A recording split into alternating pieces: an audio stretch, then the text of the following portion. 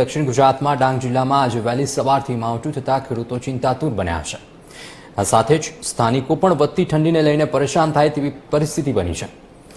તો જાણો આ હાડ થીજવતી ઠંડી અને થથરાવે તેવી ઠંડીમાં કેવી રીતે ઇમ્યુનિટીને વધુ મજબૂત કરીશું।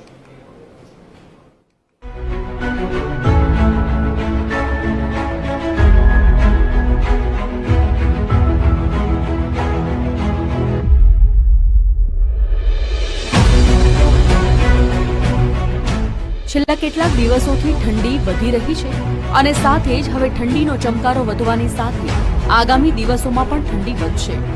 ઠંડીની સાથે માવઠાની શક્યતાઓ પણ જોવા મળી રહી છે। માવઠું શિયાળુ પાકને નુકસાન પહોંચાડી શકે છે, ત્યારે રાજ્યમાં વાતાવરણમાં જોરદાર પલટો આવ્યો છે। 2-3 દિવસથી માવઠાની સ્થિતિ સર્જાઈ હતી। આજે વહેલી સવારથી જ ડાંગ જિલ્લામાં માવઠું થયું અને કેટલાક વિસ્તારોમાં વરસાદી પાણીને કારણે શિયાળુ પાકને નુકસાન થવાની પણ ભીતિ છે। ડાંગના ચીચલી અને સાપુતારા સહિતના વિસ્તારોમાં વાતાવરણમાં પલટો આવતા ખેડૂતોમાં પણ ચિંતા પેઠી છે। આ કમોસમી વાતાવરણને કારણે ખેડૂતોના શિયાળુ ઊભા પાક સહિત ફળફળાદી તથા શાકભાજી જેવા પાકોને મોટા નુકસાનની ભીતિ છે। જો વરસાદી ઝાપટું વધશે તો ઊભા પાકમાં જીવાત પડવાની પણ પૂરેપૂરી શક્યતાઓ દેખાઈ રહી છે, જેના કારણે જગતનો તાત સતત ચિંતામાં છે।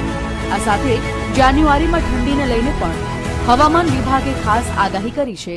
આવો જાણીએ। આગામી 4 દિવસ વધશે ઠંડી। રાજ્યમાં કમોસમી વરસાદની પણ સંભાવના। શિયાળુ પાકને કમોસમી વરસાદ કરશે નુકસાન। જગતના તાતની વધી ચિંતા। શિયાળુ પાકને થઈ શકે છે મોટું નુકસાન।